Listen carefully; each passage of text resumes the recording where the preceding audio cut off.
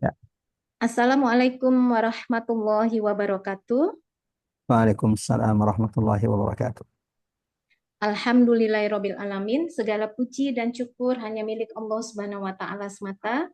Karena hanya dengan nikmat dan karunia-Nya di siang hari ini kembali Allah mempertemukan kita untuk melanjutkan kajian tadabbur kita terhadap surat Al-A'raf, yaitu surat yang eh, kalau di mushaf urutan ke-7, tapi kalau dari turunnya ini urutan ke-40 39. ya Ustadz ya. 39. Ya. 39, afwan.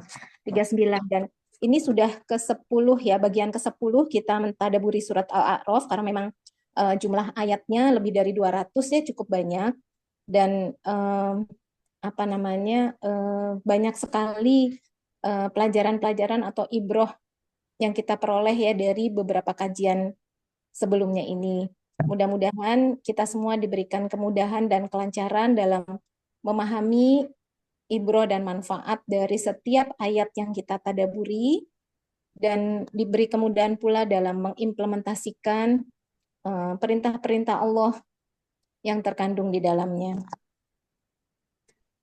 Jadi kita sudah mulai dari ayat 1 sampai terakhir itu kemarin di ayat 64 ya Pak Ustadz. Ya. Di minggu lalu kita membahas mengenai kisah Nabi Nuh ya. Jadi di ayat mulai dari ayat 59 itu sampai dengan ayat keberapa ya ini nanti itu semua tentang kisah-kisah Nabi ya, dikisahkan di situ. Sampai ayat berapa ini? Ya, ini terus nih Terus kisah ya Pak semua nih. Ustadz, semua Kisah-kisah semua Nabi semua nih. semua nabi ya satu-satu Ya. ya. Jadi Ya. ini sangat Masya menarik. Allah. Kita sudah mulai dari kisah Nabi Nuh kemarin di ayat Ya. 59 sampai dengan ayat 64. Dan mungkin di siang hari ini kita mulai ayat 65 sampai dengan insya Allah ayat 72 ya Pak Ustadz. Ya, Itu betul kisah sekali. Betul sekali. Hud alaihi Sekali salam. banget. Ya, jadi ini luar biasa ya untuk khususnya untuk jamaah Majelis Taklim Robani. Saya betul-betul sih kalau secara pribadi betul-betul menikmati tadabur surat Al-A'raf ini ya, mulai dari di awal Allah menjelaskan bagaimana Allah menjelaskan kewajiban kita untuk mengikuti atau apa mentaati Al-Quran atau wahyu yang Betul. diturunkan Allah di dalam Al-Quran, dan akibat kita menentang wahyu tersebut itu apa, itu Allah jelaskan di ayat 1 sampai dengan ayat 10 ya kalau nggak salah waktu itu ya Ustadz. Ya. Kemudian permusuhan dan godaan setan terhadap manusia dimulai dari bagaimana Allah menjelaskan penghargaan Allah ya terhadap Nabi Adam Betul. alaihi salam dan keturunannya itu dari ayat 11 sampai ayat 25. Itu bagaimana Allah menciptakan Nabi Adam, termasuk keturunannya itu kita ya Bani Adam ya, termasuk kita Betul. semua. Betul. Kemudian peringatan Allah terhadap godaan setan itu sendiri itu dari ayat 26 sampai ayat 30 kalau nggak salah waktu itu.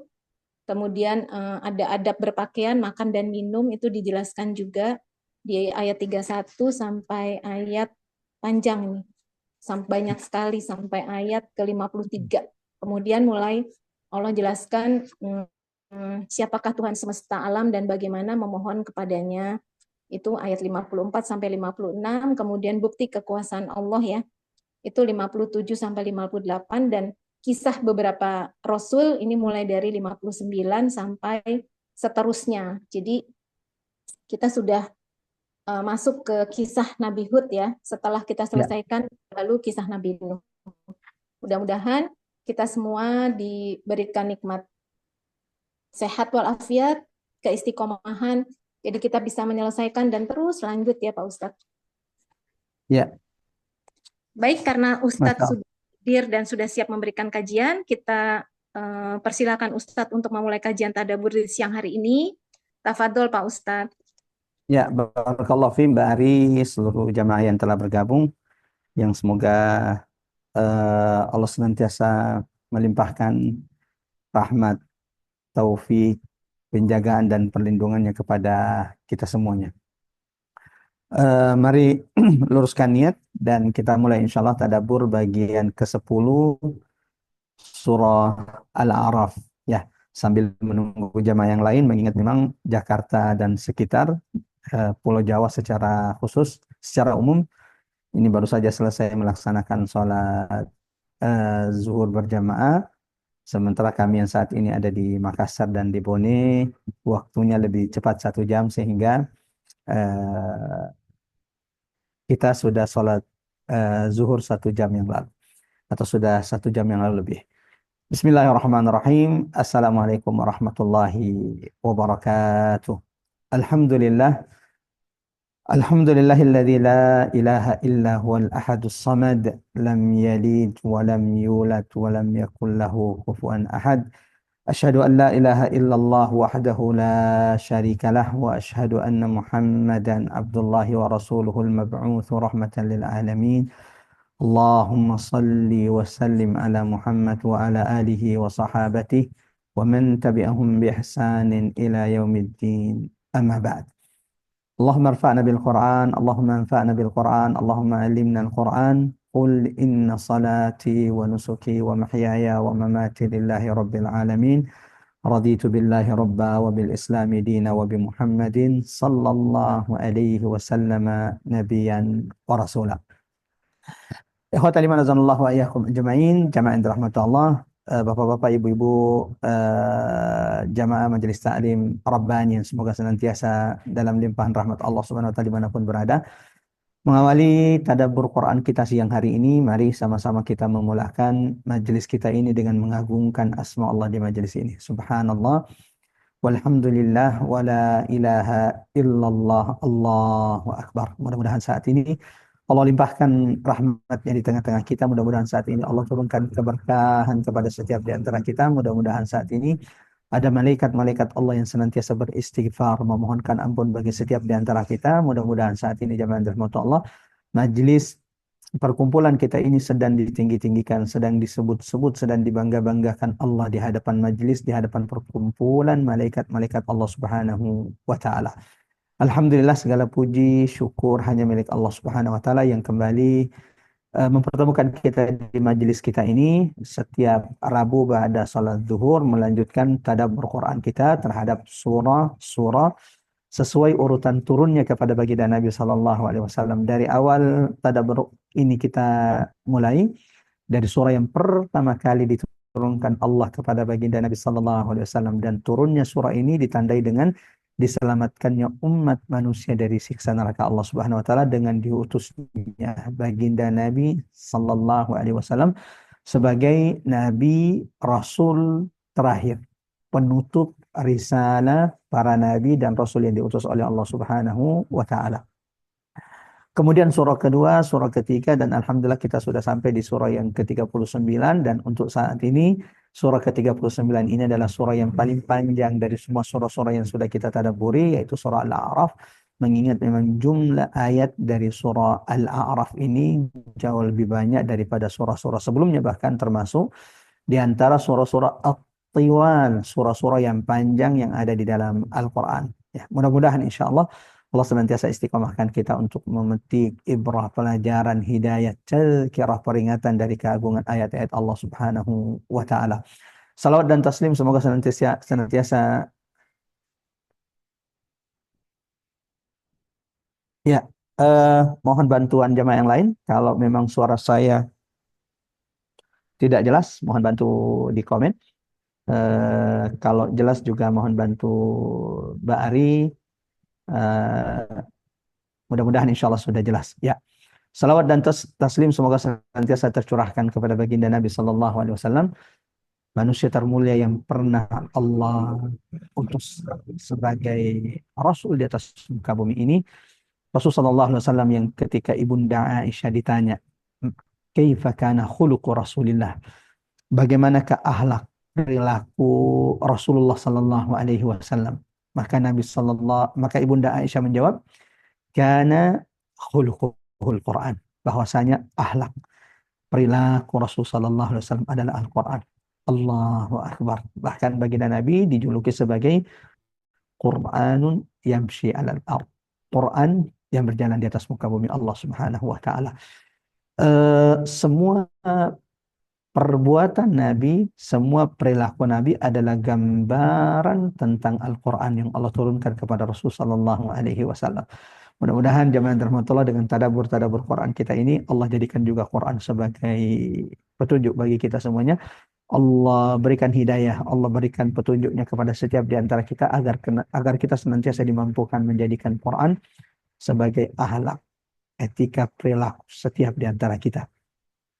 Jamaah yang dirahmati Allah, ikhwatal iman azanallahu wa iyyakum ajma'in. Seperti biasa sebelum kita mulai tadabbur Quran kita akan membaca beberapa ayat dari surah yang akan kita tadabburi. Ini untuk mengkondisikan hati kita, mengkondisikan pikiran kita.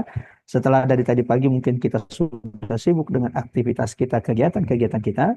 Maka sebelum kita mengambil pelajaran dari Quran, perkataan Allah yang berat ini, mari sama-sama kita dengarkan. Sama-sama kita baca beberapa ayat dari surah Al-A'raf yang akan kita tadabburi. Ya, silahkan dibuka jemaah yang dirahmati oleh Allah. Quran surah Al-A'raf ayat 65 ya. Ayat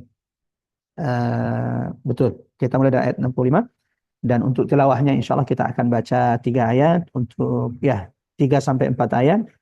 Untuk tadaburnya insya Allah sampai ayat 72. Kami mohon nanti salah satu dari jamaah atau pengurus Majelis Ta'lim Rabbani untuk berkenan membacakan terjemahan dari ayat-ayat yang insya Allah akan kita petik ibrah pelajaran tazkirah hidayahnya pada tadabbur Quran kita kesempatan kali ini. Bagi jamaah yang dirahmati Allah yang mungkin tidak memungkinkan untuk membuka Al-Quran karena saat ini sedang safar atau dalam perjalanan, coba kita bantu dengan share screen ya ayat yang akan kita baca. A'udzu billahi minasy syaithanir rajim. Bismillahirrahmanirrahim. وإلى عاد أخاهم هودا قال يا قوم اعبدوا الله ما لكم من إله غيره أفلا تتقون قال الملأ الذين كفروا من قومه إنا لنراك في سفاهة وإنا لنظنك من الكاذبين قال يا قوم ليس بي سفاهة ولكني رسول من رب العالمين Allahumma arhamna bil Quran, Allahumma arhamna bil Quran. Kami minta silakan Mbak Ari, salah satu jamaah atau ada pengurus yang membacakan terjemahan ayat 65 sampai ayat 72. Tafadhal ya. Silahkan ada yang berkenan untuk membacakan terjemahan surat Al-A'raf. Mungkin ada yang bersedia membantu terjemahan surat Al-A'raf ayat 65 sampai ayat 72.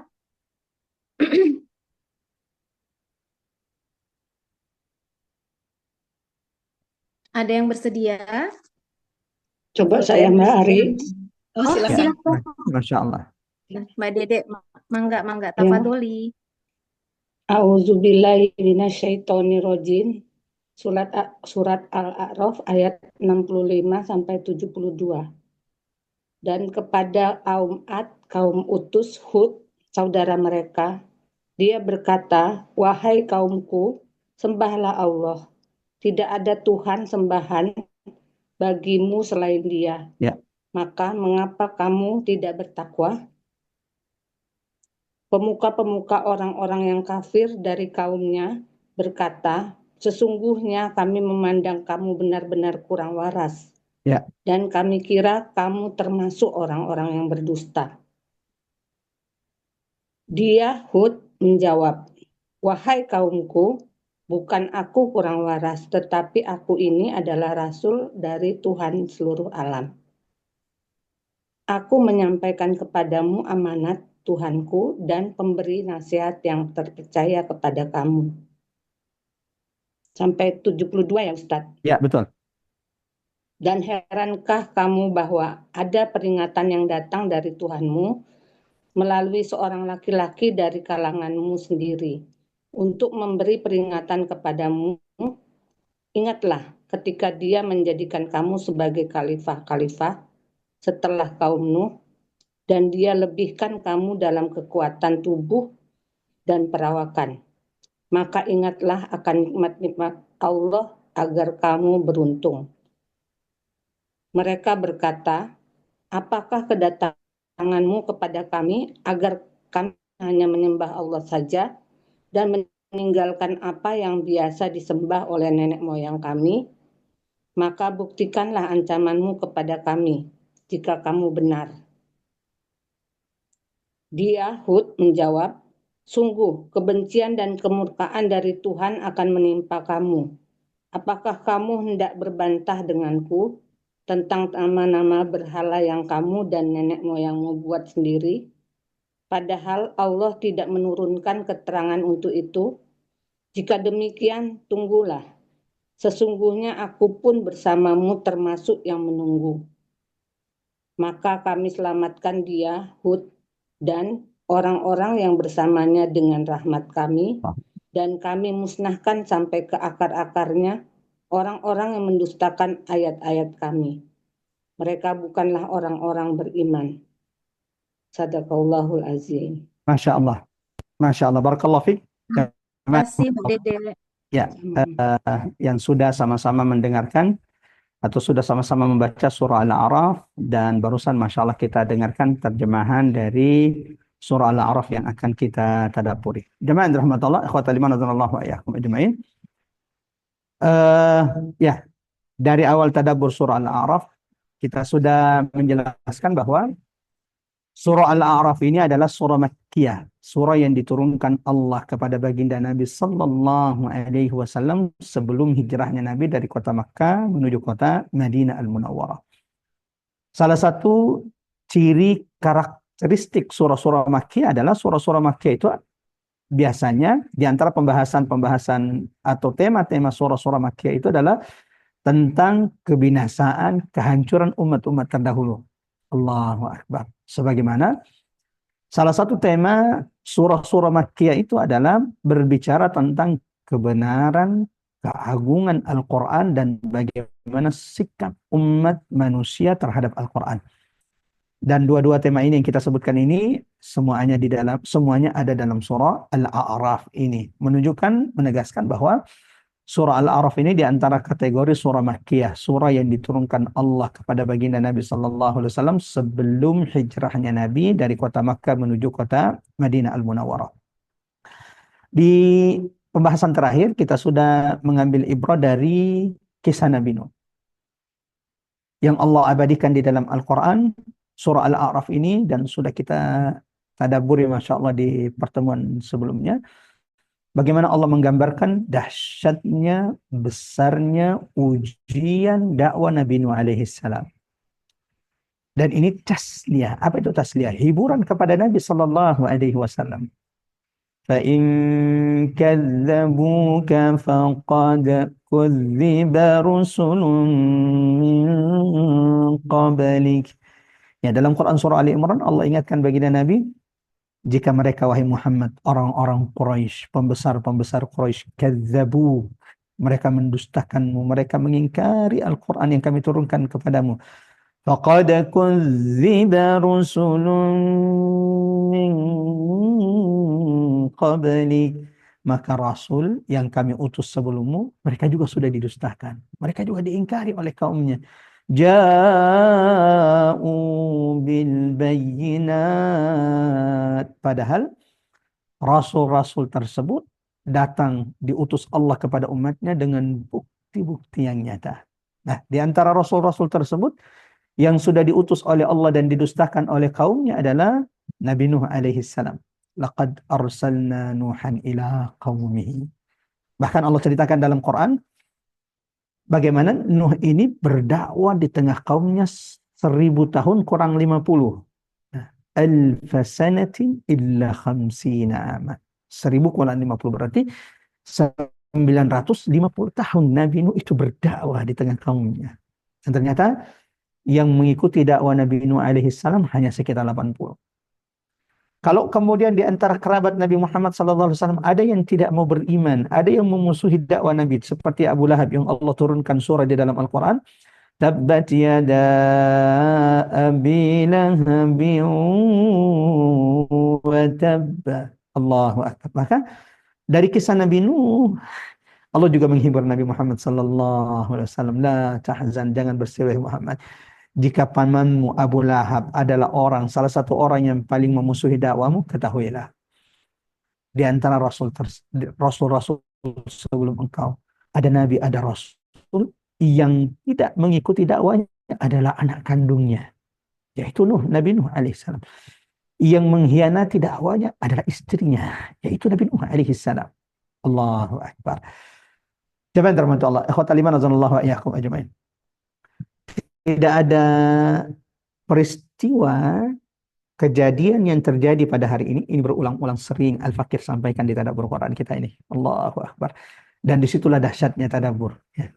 Semakin kita perhatikan Quran ini, semakin kita tadabburi, semakin kita renungi ayat-ayat Allah. Afala yatadabbaruna al-Quran. Insya Allah semakin kita merasakan kebesaran keagungan Al-Quran, petunjuk Allah, mukjizat terbesar yang Allah turunkan kepada baginda Nabi Sallallahu Alaihi Wasallam. Ya, Quran itu petunjuk terbaik. Dalam Quran surah Al-Kahfi, dalam Quran surah Al-Isra, maaf. Inna hadzal Qur'ana yahdi lillati hiya aqwam. Quran ini adalah petunjuk, bukan kepada jalan yang lurus, tetapi kepada jalan yang paling lurus, ya, jalan terbaik. Ya. Kenapa ulama-ulama kita dulu, masya Allah, ujian mereka berat, tapi mereka tetap istiqomah? Karena mereka senantiasa menjadikan Quran itu sebagai cahaya, ruh, pedoman terbaik mereka. Sampai-sampai ada ulama kita, masya Allah, menghabiskan umurnya dari satu penjara kepada penjara yang lain. Ketika hendak dipenjara lagi, diintimidasi, diancam, dipaksa untuk meninggalkan dakwanya, apa jawaban mereka? Dengan penuh keteguhan mereka mengatakan bahwa kalau engkau memenjarakanku, khalwatun ma'a rabbi, maka engkau hanya memberikan saya kesempatan berkhalwat, menyendiri dengan Tuhanku. Allahu Akbar. Dan jika engkau membunuhku, syahadatun inda rabbi, maka engkau hanya menyegerakan mati syahidku di hadapan Tuhanku. Dan jika engkau mengasingkanku negeri yang jauh dari kerabatku, keluargaku, ya, kata beliau, safarun mut'atun, itu adalah piknik gratis yang kalian berikan kepada saya. Fajannati fi sadri, karena surgaku ada dalam hatiku. Allahu Akbar. Nah, jemaah rahmat Allah, pada kesempatan kali ini di tadabbur Quran kita bagian ke-10 surah Al-A'raf, ya, kita akan kembali sejenak mendengarkan, mengambil ibrah, mentadabburi salah satu kisah yang Allah abadikan dan juga berulang-ulang Allah sebutkan di dalam Al-Quran. Sekali lagi bahwa tidak ada kisah yang Allah abadikan di dalam Al-Quran kecuali memiliki gambaran petunjuknya bagi kita hari ini. Bahkan kalau kita renungi dengan baik-baik, Masya Allah, seakan-akan apa yang terjadi pada kisah-kisah yang Allah abadikan di dalam Quran, itu juga yang hari ini sedang kita hadapi. Setelah sebelumnya kita mendengarkan dakwah kisah Nabi Nuh alaihi salam dan pelajaran kesabaran dakwah Nabi Nuh, keistiqomahan dakwah Nabi Nuh alaihi salam. Allahu Akbar. Dan tidak ada dakwah yang tanpa ujian, bahkan semakin dakwah kita itu adalah dakwah yang hak, maka setan-setan manusia dan jin itu tidak akan pernah diam meninggalkan dakwah hak diserukan di atas muka bumi Allah Subhanahu wa taala. Sebelum mulai, ya, saya ingin mengingatkan satu ayat dalam Quran surah Yusuf ayat 111 agar ketika bapak-bapak, ibu-ibu yang dirahmati Allah suatu saat baca Quran lalu kemudian menemukan kisah, coba lihat, renungi sejenak sebelum melewati kisah tersebut, apa pelajaran yang bisa kita petik, yang bisa kita jadikan sebagai penguat ya ketaatan kita dari kisah-kisah yang Allah abadikan di dalam Al-Quran. Allahu Akbar. Demi Allah, tidak ada kisah yang Allah abadikan dalam Al-Quran kecuali di sana ada petunjuk, ada hikmah, ada penjelasan terhadap setiap peristiwa-peristiwa yang kita hadapi saat ini. Dan ini Allah tegaskan dalam Quran surah Yusuf ayat 111. Laqad kana fi qasasihim, sesungguhnya pada kisah-kisah mereka umat-umat terdahulu, ibratun liulil albab. Ada ibrah. Ibrah itu apa, Ustaz? Ada pelajaran. Bagi siapa? Liulil albab. Bagi orang yang punya akal. Bagi yang mau berpikir. Bagi yang mau merenung. Ma kana hadithan yuftara. Ya, Allah katakan bahwa kisah-kisah dalam Quran ini bukan dusta, dia bukan bualan, dia bukan khurafat. Walakin tasdiqan ladzi baina yadayhi. Akan tetapi semua kisah-kisah yang Allah abadikan, yang Allah turunkan kepada baginda Nabi dalam Quran itu hanya membenarkan kisah-kisah yang sudah ada pada kitab-kitab sebelumnya. Wa tafsila kulli syai'. Sebagaimana kata Allah, Allahu Akbar. Kisah-kisah dalam Quran itu penjelasan terhadap segala sesuatu. Tafsila kulli syai'. Penjelasan atas segala sesuatu. Wa huda, sebagaimana kisah-kisah dalam Quran itu adalah petunjuk. Wa rahmatan liqaumin yu'minun. Ya, sebagaimana kata Allah, kisah dalam Quran itu adalah sebagai bentuk kasih sayang Allah. Allah itu bentuk kasih sayang Allah. Rahmat Allah liqaumin yu'minun, bagi orang-orang beriman, agar kita tidak, orang-orang beriman itu tidak salah mengambil keputusan, agar orang-orang beriman itu tidak mengikuti perilaku umat-umat yang dibinasakan Allah Subhanahu wa taala. Allahu Akbar. Seperti apa kisah Nabi Hud ya yang Allah abadikan di surah Al-A'raf ini. Walau jamaah rahmat Allah, menariknya bahwa kisah-kisah dalam Al-Quran itu, ya itu salah satu keunikan Al-Quran. Kisah-kisah dalam Al-Quran itu tidak langsung didetailkan dalam satu surah. Berulang-ulang, tetapi Masya Allah setiap penggalan kisah-kisah dalam Quran itu saling melengkapi satu sama lainnya. Salah satu contoh kisah Nabi Musa. Dalam Quran surah Al-Baqarah ada, Ali Imran ada, ya. Dan tidak didetailkan dalam satu surah. Orang yang mentadabburi, memperhatikan kisah-kisah ini akan mendapati bahwa setiap kisah, penggalan kisah ini, Allahu Akbar, saling melengkapi satu sama lainnya. Kecuali kisah Nabi Yusuf. Allah abadikan kisah Nabi Yusuf dalam satu surah full, detail dari awal sampai terakhir. Bahkan surah tersebut dinamai dengan surah Yusuf. Tapi yang lain tidak. Itu penggalan-penggalan yang kemudian ini saling melengkapi satu sama lainnya. Mungkin ada yang bertanya, Ustaz, kenapa kisah Nabi Musa tidak seperti kisah Nabi Yusuf alaihissalam yang langsung kemudian diselesaikan dalam satu surah? Allahu Akbar. Jamaah dirahmati Allah. Setiap Nabi Muhammad SAW mendapatkan ujian, tantangan, fitnah dalam dakwah Rasul SAW. Maka kadzalika linusabbit bihi fuadak.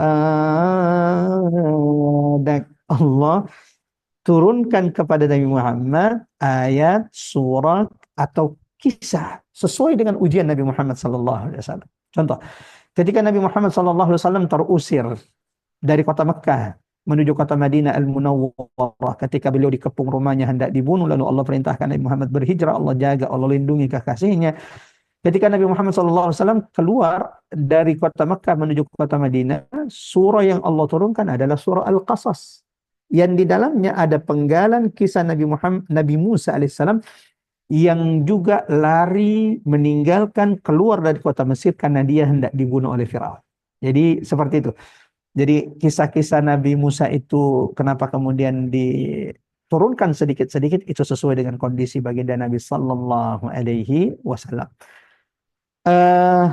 Kita mulai jamaah rahmat Allah, mengingat waktu kita yang sangat terbatas dan waktu Makassar Bone yang lebih cepat 1 jam lebih cepat dari waktu Jakarta. Wa ila adin akhahum huda. Dan ingatlah, dan kepada kaum Ad, ya, kaum Ad ini Masya Allah berulang-ulang Allah abadikan kisahnya di dalam Al-Quran. Kaum Ad ini tinggal di selatan Jazirah Arab, Jazirah Arab. Ada mengatakan mereka ini penduduk Al-Ahqaf, ya, berada di dekat Yaman.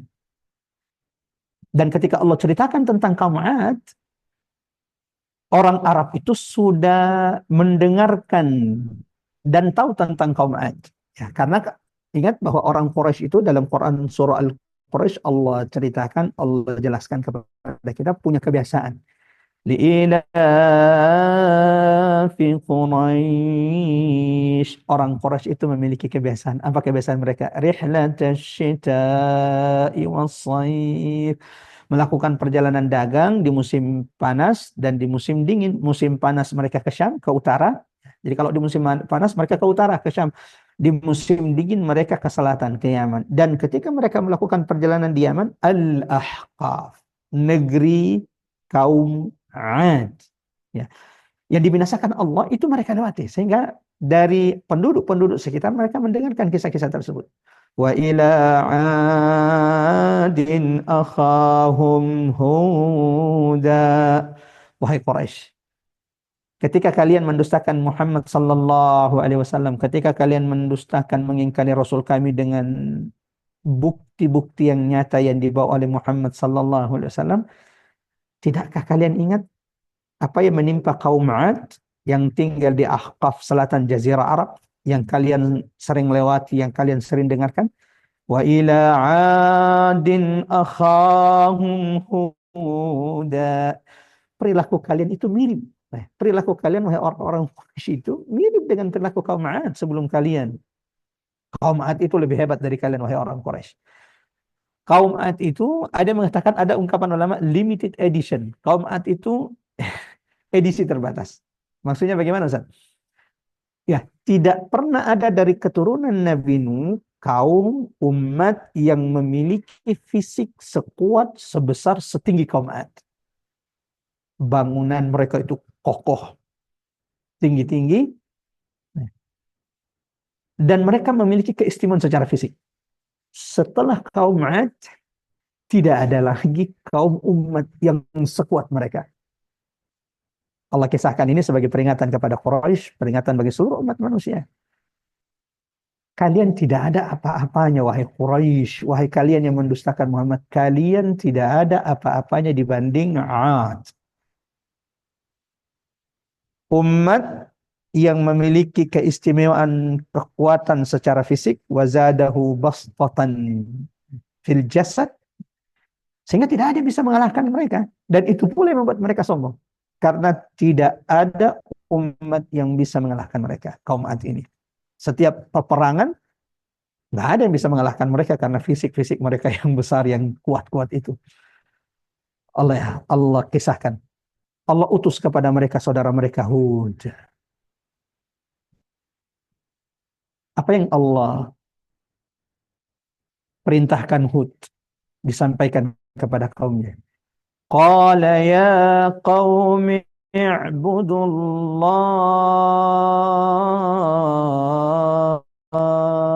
Allahu akbar. Allahu akbar. Allahu akbar. Tidak ada nabi rasul yang diutus Allah itu untuk memperkaya diri. Bukan itu misi utamanya. Tidak ada nabi dan rasul yang diutus oleh Allah untuk mencari kekuasaan dan jabatan. Bukan itu tujuan misi nabi dan rasul itu diutus. Apa misi tujuan utama rasul itu diutus? Ini pelajaran pertamanya. Tujuan, mohon dicatat baik-baik. Ya. Semua nabi dan rasul misi utama mereka itu, tujuan utama mereka diutus oleh Allah. Ya qaumi ibudullah. Allahu akbar. Menyeru kepada tauhid. Mengajak umat manusia hanya beribadah kepada Allah. Ya. Jabatan terhormat Allah. Ustadz, ada tips tidak kita memilih guru? Ya. Kalau ingin cari guru, carilah guru yang mengajak kita mengagungkan, membesarkan Allah, mengesahkan Allah, hanya beribadah kepada Allah. Kalau sudah ada guru yang mengajak kita untuk mengagungkannya, membesar-besarkannya, mengeluh-elukannya, sebaiknya tinggalkan. Sebelum ia semakin menjauhkan kita dari jalan Allah. Ya. Karena jamaah rahmat Allah, yang Allah perintahkan kepada baginda Nabi Sallallahu Alaihi Wasallam, yang Allah perintahkan kepada ya semua nabi dan rasul yang diutus oleh Allah Subhanahu Wa Taala adalah menyeru umat manusia untuk menyembahnya kepada Allah. Jadi kalau sudah ada yang kok kajiannya ini kita disuruh untuk mengagung-agungkan sang ustadz ya, sang kiai berlebih-lebihan, sebaiknya tinggalkan. Apalagi membiarkan kita melakukan penyimpangan, kesyirikan tanpa diberikan peringatan keras, sebaiknya ditinggalkan. Karena semua nabi itu yang diutus oleh Allah, tidak ada yang mereka suruh kecuali apa?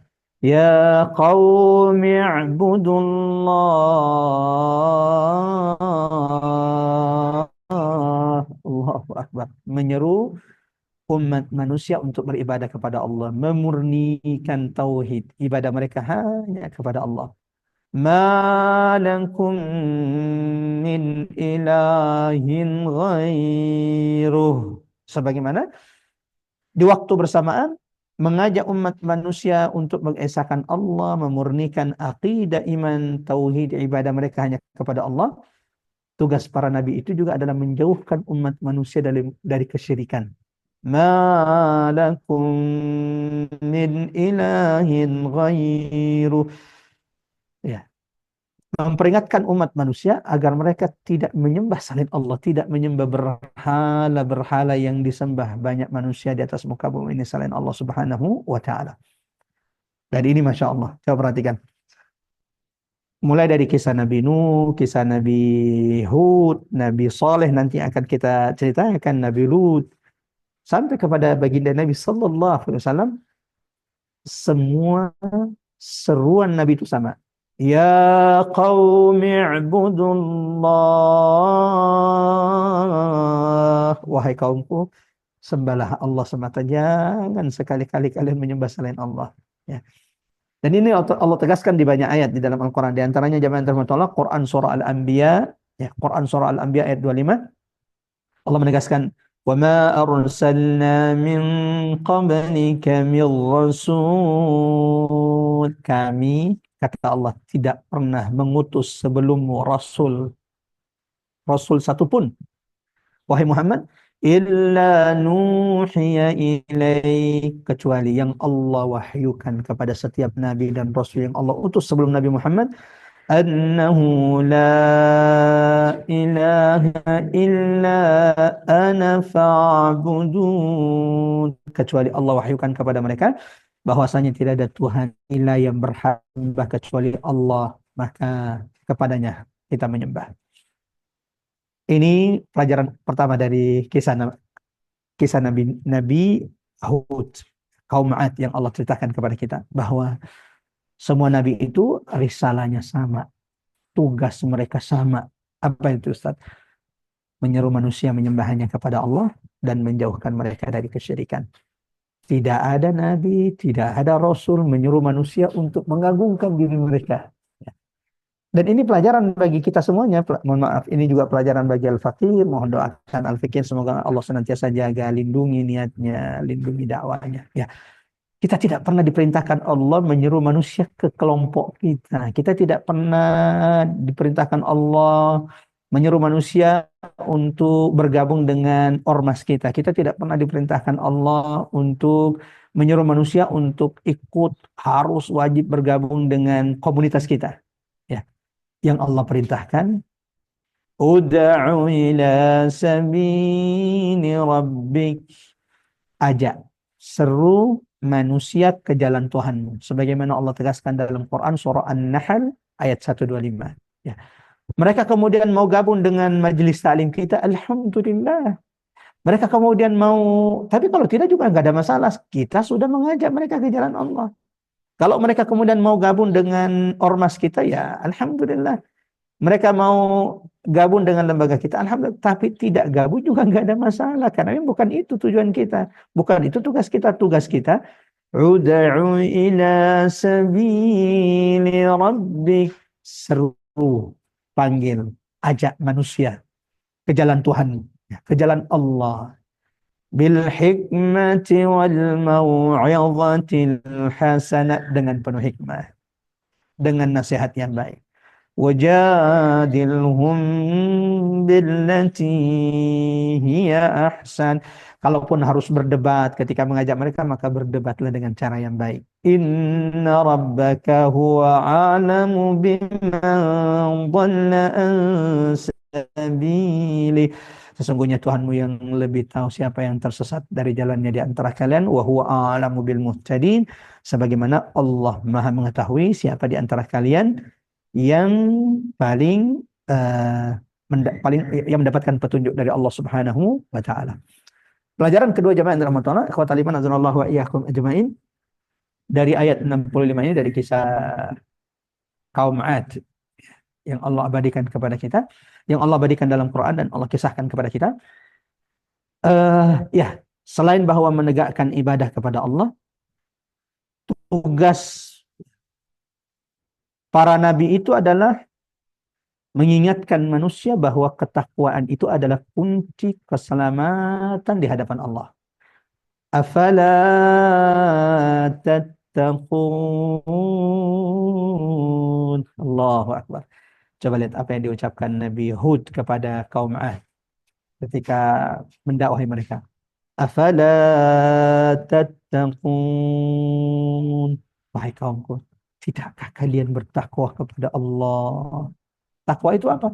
Ini sudah sering kita dengarkan dijelaskan ulama-ulama kita, melaksanakan perintah-perintah Allah, menjauhi semua larangan-larangan Allah Subhanahu wa taala. Afala tattaqun. Ya, tidak ada kemuliaan di antara kita sorban, jubah, Allahu Akbar, Arab, non-Arab. La fadla li Arabiyyin. Ya, tidak ada keutamaan orang Arab kepada non-Arab kecuali dengan takwa kepada Allah. Inna akramakum indallahi atqakum. Allahu Akbar. Tidak ada keutamaan suku antara suku yang lain, ya. Kabilah dengan kabilah yang lain. Orang yang paling mulia di hadapan Allah bukan orang yang paling putih kulitnya, bukan orang yang paling glowing kulitnya, tidak. Akramakum indallahi atqakum. Sebagaimana surga, Bapak-bapak, ibu-ibu yang dirahmati Allah, dengan semua kenikmatan yang telah Allah ciptakan, telah Allah siapkan, Allah janjikan bagi orang-orang beriman, bagi hamba-hambanya, hanya diperuntukkan bagi orang-orang yang bertakwa. Sebagaimana Allah tegaskan dalam Quran surah ketiga, Quran surah Ali Imran ayat 133, wasari'u ila maghfiratin min rabbikum, bersegeralah kalian kepada ampunan Tuhanmu, wa jannatin 'arduha as-samawati wal ard, sebagaimana bersegeralah kalian menuju surga Allah yang luasnya langit dan bumi. Allahu Akbar, Allahu Akbar. Bagi siapa surga ini Allah siapkan? U'iddat lil muttaqin. Allah siapkan surga yang luasnya langit dan bumi. Lahum fiha ma yasha'un. Bagi penghuni surga apapun yang mereka inginkan di dalam surga. Nabi mengatakan ketika ditanya tentang surga, dan ini adalah gambaran terbaik tentang surga, ma la ainun ra'at, tidak pernah dilihat oleh mata, wala udhunun sami'at, tidak pernah didengarkan oleh telinga, wala khatara fi qalbi basyarin, sebagaimana surga itu, kata Nabi sallallahu alaihi wasallam, tidak pernah terbesit dalam hati manusia. Allahu akbar. Kita lanjut jamaah rahmatullah. Apakah umat Nabi Hud menerima dakwanya? Dengan mudah kemudian mereka menerima dakwah Nabi Hud alaihi salam dan mereka beramai-ramai beriman kepada Allah? Ternyata tidak. Dan itu pula yang dihadapi baginda Nabi sallallahu alaihi wasallam. Ya. Kita tahu jamaah rahmatullah bagaimana Nabi sallallahu alaihi wasallam ketika berdakwah. Allahu akbar. Ya. Saya sering mengatakan kepada jamaah, saat ini surga saya, Allahu Akbar, surga yang kami rasakan dikaruniakan Allah itu, diberi kesempatan bisa masuk ke kampung-kampung, ke desa-desa untuk mengajak, mengingatkan saudara kita untuk beribadah hanya kepada Allah. Jadi kalau selama di Bone itu, Masya Allah, setiap malam diatur jadwalnya oleh adik-adik, keliling kampung-kampung untuk kajian. Terlebih bahwa di Bone secara khusus, pengajian itu tidak seperti di Jawa yang Masya Allah sudah ramai. Ya. Yang kedua, jamaah rahmatullah, ikhwatal iman razanallahu wa iyyakum ajmain, surga yang kami rasakan adalah Allah mudahkan untuk senantiasa mendapatkan penguat-penguat ketika melakukan perjalanan umrah ke Mekah dan di Madinah dan bisa menapaki jejak indah Nabi, perjuangan dakwanya Rasulullah sallallahu alaihi wasallam di Mekah dan di Madinah. Kita tahu bagaimana Nabi sallallahu alaihi wasallam di awal dakwanya, jamaah rahmatullah.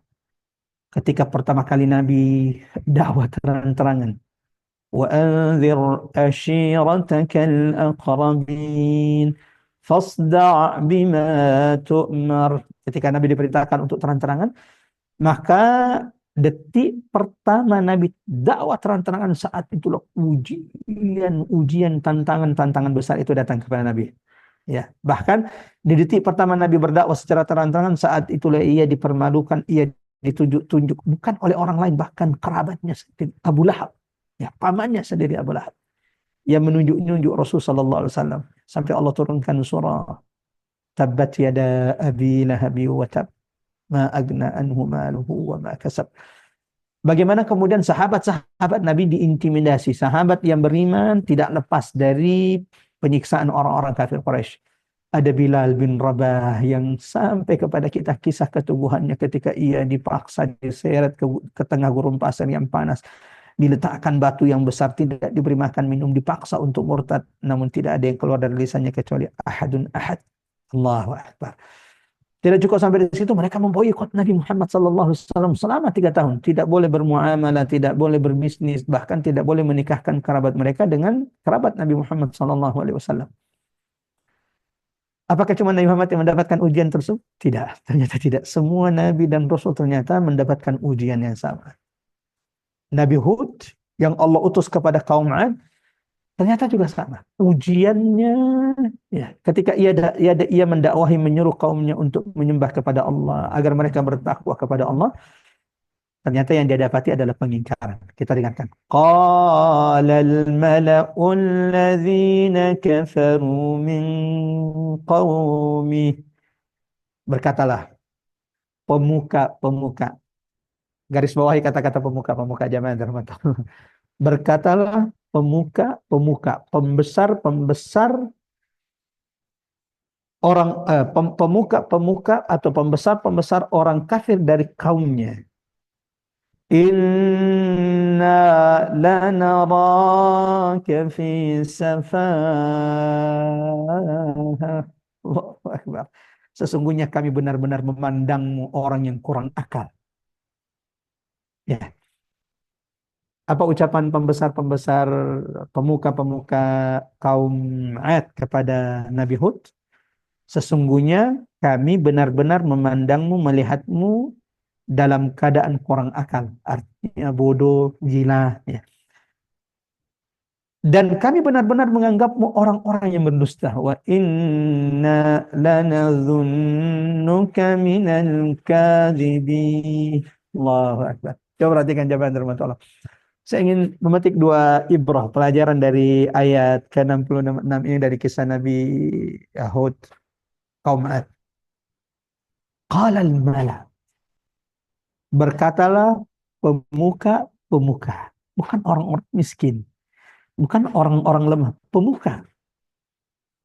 Dan ini kalau kita tadabburi kisah nabi-nabi yang Allah utus, memang seperti ini semuanya. Sunnatullah. Ya. Kenapa dakwah Nabi sampai hari ini, dakwah para asad, dakwah para kiai, dakwah para ulama itu berat? Karena memang yang mendukung dakwah itu biasanya orang-orang lemah, orang-orang biasa. Sementara petinggi-petinggi, pemuka-pemuka kaum mereka yang punya jabatan kuat, tidak banyak di antara mereka yang Allah pilih dengan jabatannya, dengan pengaruhnya mendukung dakwah dengan total. Yang ada adalah orang-orang biasa, ibu-ibu yang Masya Allah dengan semangatnya bikin majelis ta'lim, mulai kemudian mengajak orang untuk kembali kepada Quran. Yang namanya juga ibu-ibu rumah tangga, mereka punya tanggung jawab. Seberapa banyak sebenarnya mereka bisa ajak? Allahu Akbar. Coba yang kemudian yang mengajak itu adalah orang yang punya pengaruh dalam provinsi, dalam negeri. Sekali mereka berikan seruan, Allahu Akbar. Berapa banyak orang yang bergerak. Tapi itulah Allah. Nabi mengatakan, inna minan nas, di antara manusia, mafatihah lil khair, maghaliqa lisyarr. Di antara manusia ada orang yang Allah pilih menjadi pintu-pintu kebaikan. Saya doakan pengurus majelis taklim Rabbani dan seluruh jamaah yang ada di sini seperti yang disebutkan Nabi dalam hadis ini. Sesungguhnya di antara manusia ada orang-orang Allah dipilih untuk apa? Menjadi pintu-pintu, kunci-kunci kebaikan. Dan mereka menjadi penutup-penutup dari keburukan. Tuba lahum. Kata Nabi, beruntunglah mereka. Siapapun yang Allah pilih menjadi kunci pembuka kebaikan di tempat-tempat mereka, ya, di tengah umat manusia. Sebagaimana memang ada orang ternyata zaman rahmat Allah, mafatihah lisyarr. Di kampungnya itu ada narkoba, ternyata dia orang yang pertama kali memasukkan narkoba. Di kampungnya itu kenal namanya, mohon maaf, ada perzinahan, pelacuran, ya. Istilah-istilah dalam perzinahan itu ternyata dia yang membukanya. La haula wala quwata illa billahil aliyyil azim. Ya.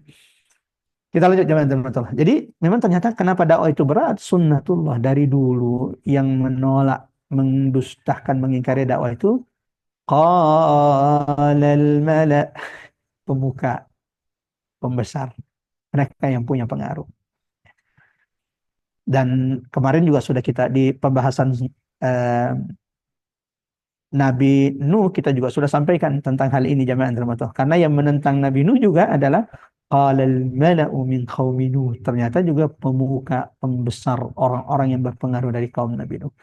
Makanya Allah tegaskan dalam Quran surah Al-An'am, Quran surah ke-6 ayat 123, wa kadzalika ja'alna fi kulli qaryah. Ya, dan demikianlah kami jadikan pada setiap negeri akabira mujrimiha liyamkunu fiha. Ya, pembesar negeri tersebut untuk melakukan makar di dalamnya.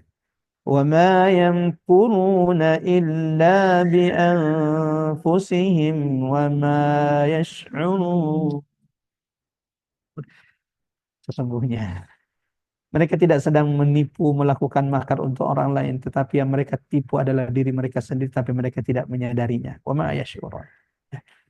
Dan kalau kita perhatikan hari ini ya seperti ini yang terjadi di zaman rahmat Allah. Ya, kita lanjut ayat kedua. Pelajaran kedua dari ayat 66. Inna lanaraka fi safaha wa inna lanadhunnuka minal kadhibin. Ya, dari dulu, Allahu Akbar, dari zaman Nabi Nuh, kemudian ada kaum Ad, kaum Tsamud, sampai baginda Nabi SAW, sampai hari ini metode, cara yang dilakukan pemuka-pemuka yang menentang dakwah itu sama. Apa yang mereka lakukan? Mereka akan menyerang pribadi, ya. Yang diserang itu adalah pribadi sang dai, pribadi sang nabi. Yang mereka rusak itu adalah citra nabi. Kalau bisa semua TV-TV itu menjelek-jelekkan. Ini kalau kekiniannya. Tapi di masa Nabi Musa, di masa Nabi Hud, Nabi Saleh, memang disuruh menyebarkan di tengah umat manusia, di tengah masyarakat bahwa Hud ini adalah orang yang kurang akal.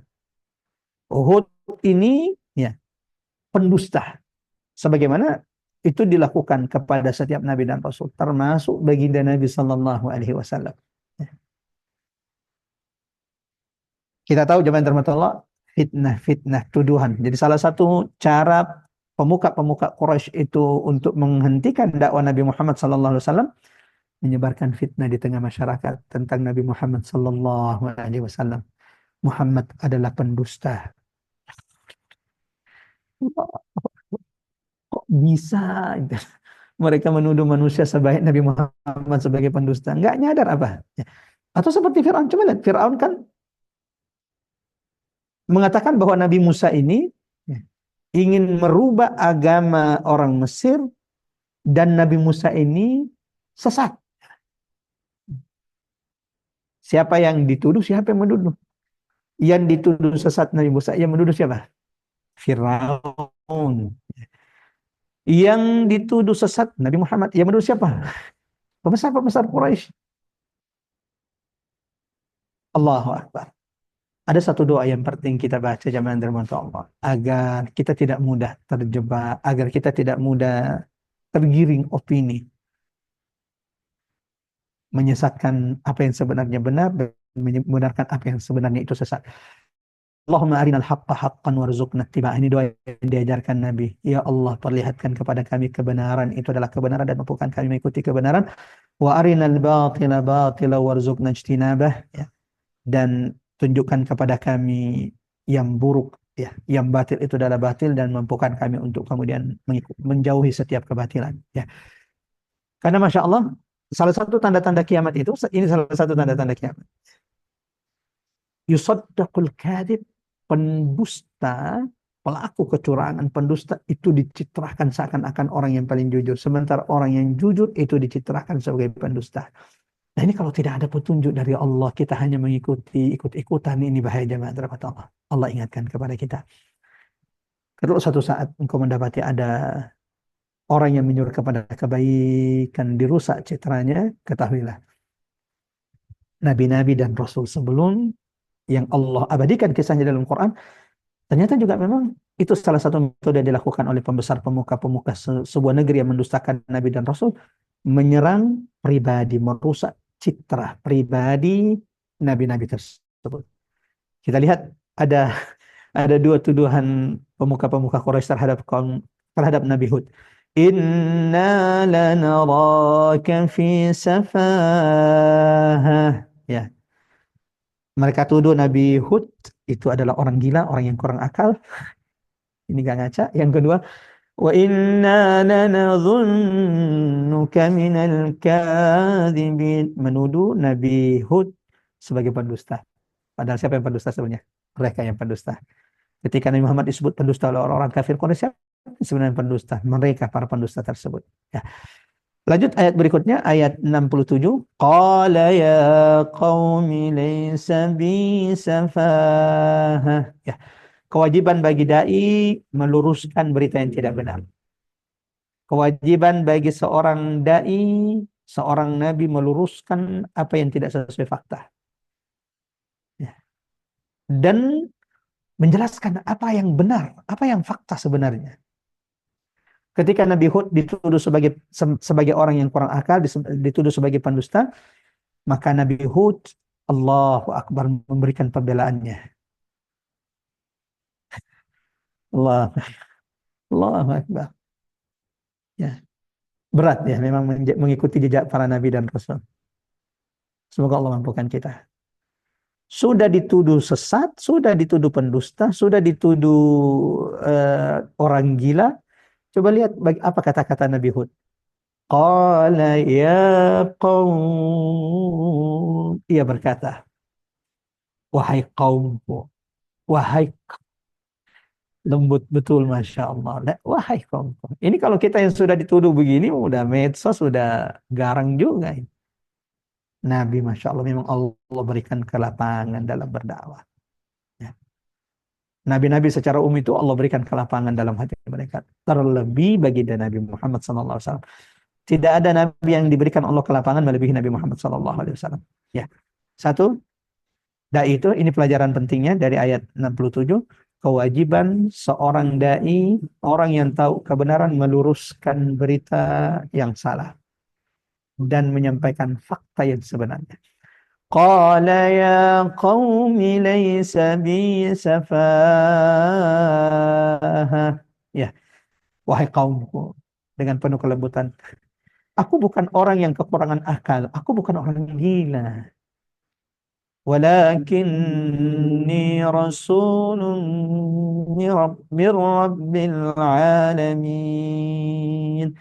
Faktanya adalah, yang benar adalah, aku ini rasul. Rasul dari siapa? Raja? Penguasa? Enggak. Rasulun mir rabbil alamin. Aku ini rasul utusan Rabb, Tuhan pemilik semesta al-alamin. Sampai di sini jemaah terhormat Allah, ikhwatal iman azanallahu wa iyyakum ajmain. Jadi memang kalau ada dai, ada ulama, ada penyeru ke penyeru, ya, di tengah masyarakat yang difitnah, kewajiban mereka adalah membantah fitnahan tersebut dan menyebutkan apa yang sebenarnya menjadi fakta. Dan itu pula yang terjadi pada Nabi SAW. Ketika Nabi dituduh sebagai orang gila, Allah turunkan surah di dalam Quran memberikan pembelaannya kepada kekasihnya Muhammad. Ya. Salah satu, Allahu Akbar, salah satu dosa yang disegerakan azabnya itu adalah menyakiti Nabi Muhammad, menyakiti kekasih Allah. Kalau ada orang tidak sholat, ada orang menghina umat Islam, menghina Quran, biasanya tidak disegerakan azabnya. Tapi kalau sudah menghina Nabi, Allah akan segerakan kehinaannya. Kenapa? Inna kafainakal mustahzi'in. Allah yang membela Nabi dari semua penista-penista. Ketika Nabi dituduh orang gila, Allah turunkan satu surah dalam Quran. Dalam Quran surah Al-Qalam. Bari ibu-ibu Majelis Taklim Rabbani yang dari awal ikut tadabbur pasti tahu nih, surah Al-Qalam surah keberapa? Ya, Al-Qalam termasuk surah yang pertama-tama kali turun, surah keempat. Al-Alaq, Al-Muddathir, Al-Muzammil, Al-Qalam. Pembelaan Allah kepada baginda Nabi yang dituduh orang gila. Nun, Allah bersumpah. Wal qalami wa ma yasturun, demi pena dan apa yang dituliskannya. Ma anta bi ni'mati rabbika bimajnun. Engkau, wahai Muhammad, dengan semua nikmat Tuhan yang begitu banyak, bukanlah orang gila seperti yang dikatakan orang-orang Quraisy. Wa innaka la'ajran ghaira mamnun. Sebaliknya, engkau yang dituduh gila, wahai Muhammad, engkaulah yang pahalamu tidak akan pernah terputus, berbeda dengan mereka yang menuduhmu. Allahu Akbar. Jemaah yang dirahmati Allah, ada orang kafir nulis buku 100 tokoh paling berpengaruh di atas muka bumi ini. Siapa yang pertama dia tulis? Muhammad. Allahu Akbar. Tanpa pengakuan ini kita sudah mengatakan kita meyakini raditu billahi rabba wa bil islami dina wa Muhammadir rasula, ya, nabi wa rasula. Kita meyakini bahwa Nabi Muhammad adalah manusia terbaik tanpa adanya buku ini. Tapi itulah orang kafir pun di antara mereka ada yang jujur bahwa memang yang paling berpengaruh Nabi Muhammad sallallahu alaihi wasallam. Wa innaka la ajran ghaira mamnun. Berapa banyak umat Nabi Muhammad hari ini yang baca Quran? Berapa banyak, berapa miliar umat Nabi Muhammad, baik yang sudah mati semenjak Nabi Muhammad sampai hari kiamat. Berapa banyak umat Nabi Muhammad yang melakukan salat, puasa, zikir. Semua pahala itu milik baginda Nabi sallallahu alaihi wasallam, sehingga Allah katakan wa inna laka la ajran ghaira mamnun. Bukan cuma itu. Wa innaka la'ala khuluqin azim. Dan sesungguhnya engkau Muhammad benar-benar memiliki pribadi, perilaku, akhlak yang begitu mulia. Berbeda dengan mereka yang menuduhmu orang gila, mereka orang yang tidak punya akhlak, mereka yang orang-orang yang pendusta, mereka yang akhlaknya kurang, mereka yang buruk akhlaknya, mereka yang bahkan akalnya juga mereka kurang. Allahu a'lam bishawab. Lanjut jemaah rahmat Allah. Apa tugas para nabi dan rasul?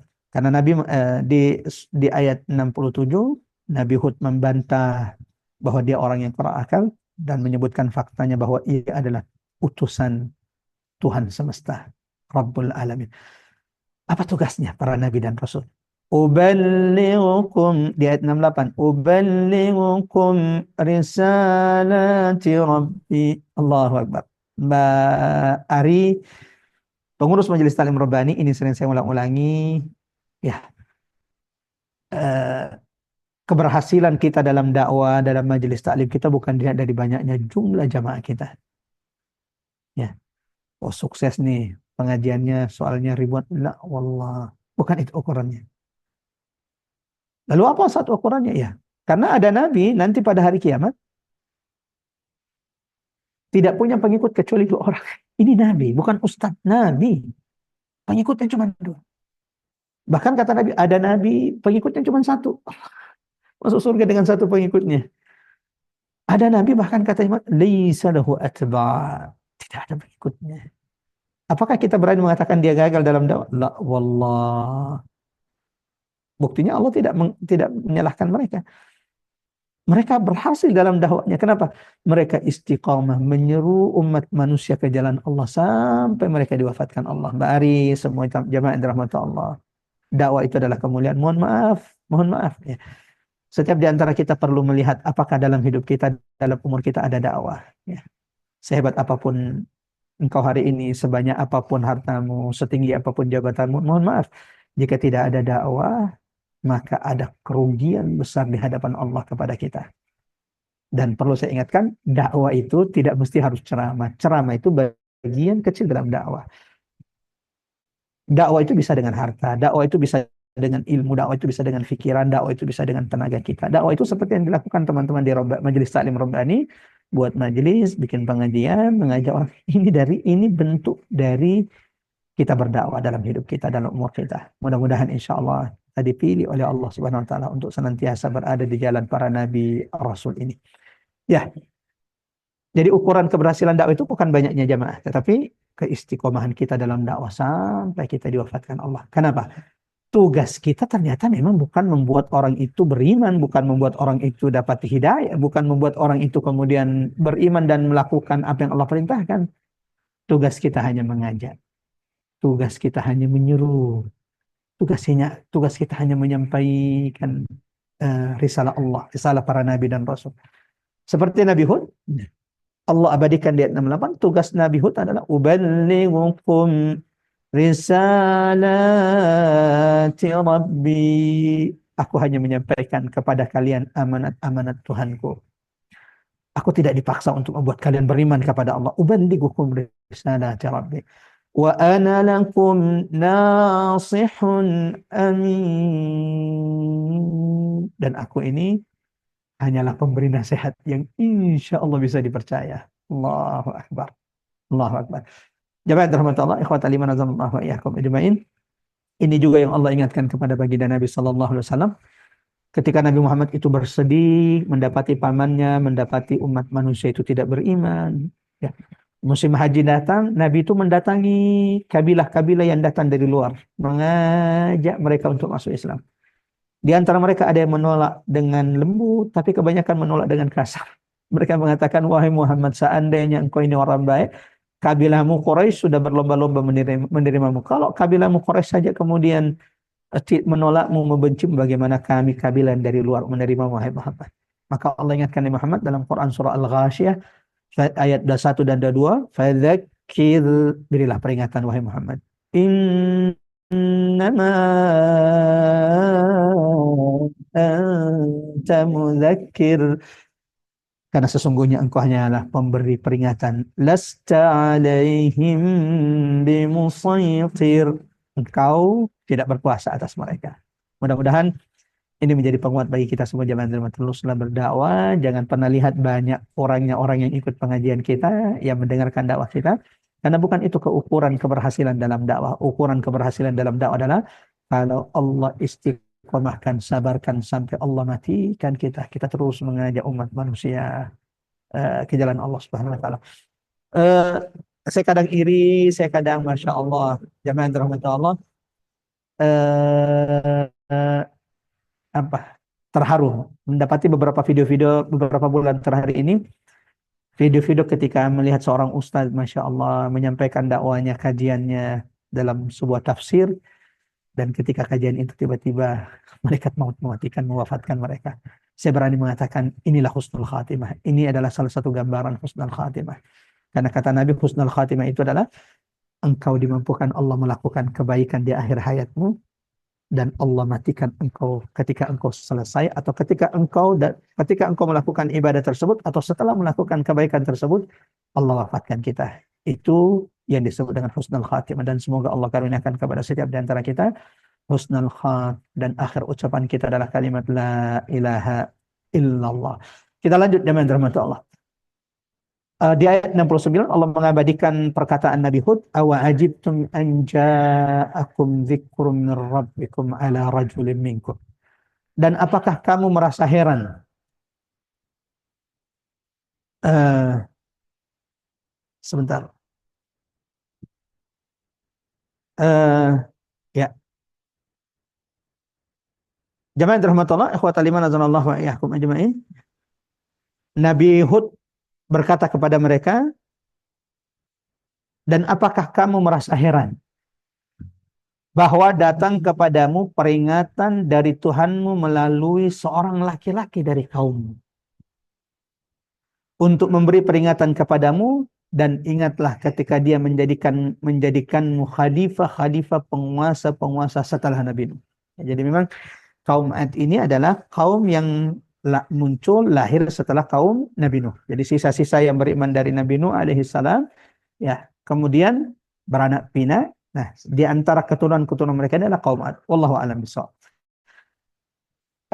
Dan dia lebihkan tubuhmu dalam kekuatan.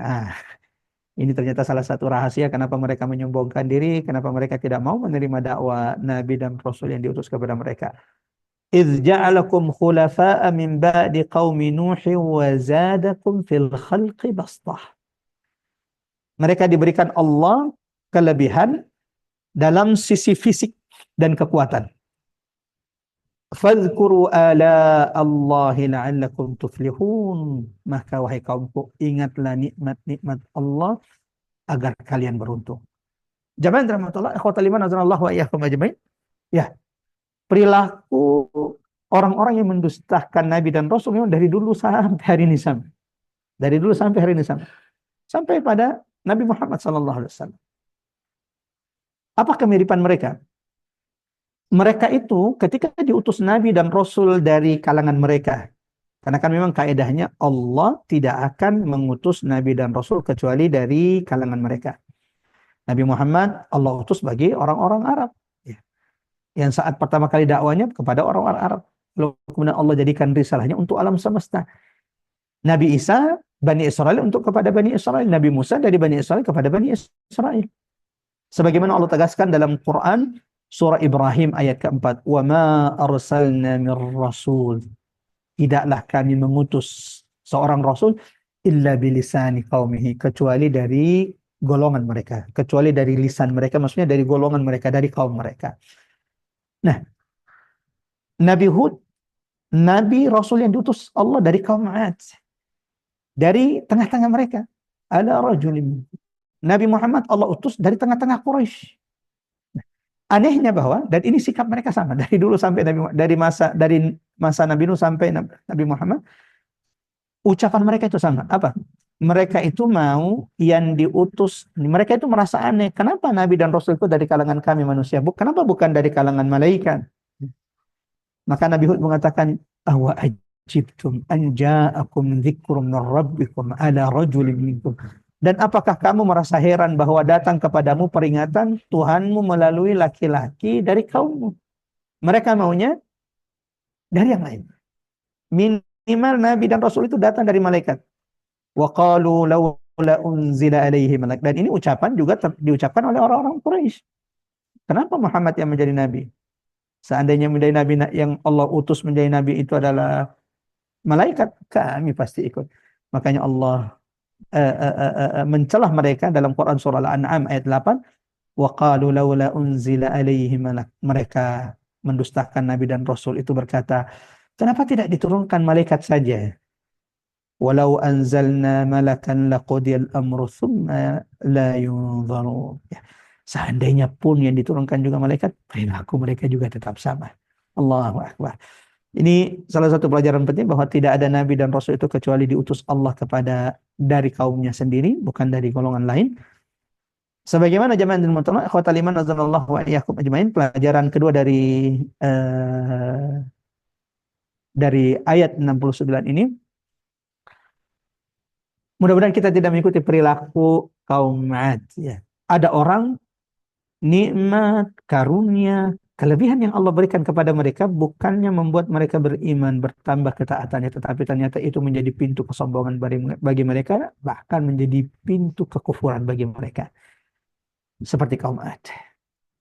Allah berikan kelebihan, Allah berikan keutamaan secara fisik dan kekuatan, bukannya syukur kepada Allah akan nikmat ini dan kemudian beriman kepada Allah, bertakwa kepada Allah, beribadah hanya kepada Allah, ternyata ini yang menjadi pintu kekufuran. Allahu Akbar. Jamaah dirahmati Allah. Semoga kita tidak mengikuti perilaku kaum 'Ad. Semoga setiap nikmat umur, nikmat harta, nikmat keturunan, segala bentuk karunia yang tidak bisa kita hitung yang Allah karuniakan kepada kita. Wa in ta'uddu ni'matallahi la tuhsuha. Semoga semakin mendekatkan kita kepada Allah. Allahu Akbar. Semoga semakin membuat kita taat kepada Allah, takut akan azab Allah Subhanahu wa taala. Fadhkuru ala Allah. Kata Nabi Hud, ingatlah nikmat-nikmat Tuhanmu. La'allakum tuflihun. Agar kamu menjadi orang-orang yang beruntung di hadapan Allah Subhanahu wa taala. Kita lanjut ayat berikutnya. Ya. Setelah diingatkan oleh Nabi Hud, ya, diberikan faktanya bahwa saya ini adalah bukan orang yang kurang akal, saya adalah utusan Allah. Tugas saya memberi nasihat kepada kalian. Tugas saya menyampaikan amanah-amanah Tuhan kepada kalian. Apakah kalian merasa aneh kalau kemudian datang seorang Rasul dari kalangan kalian? Ingatlah wahai kaumku, nikmat Allah kepada kalian, fisik yang Allah berikan lebih kepada kalian kekuatan. Beribadahlah kepada Allah. Apakah mereka sudah diingatkan tentang nikmat Allah? Apakah mereka kemudian sadar?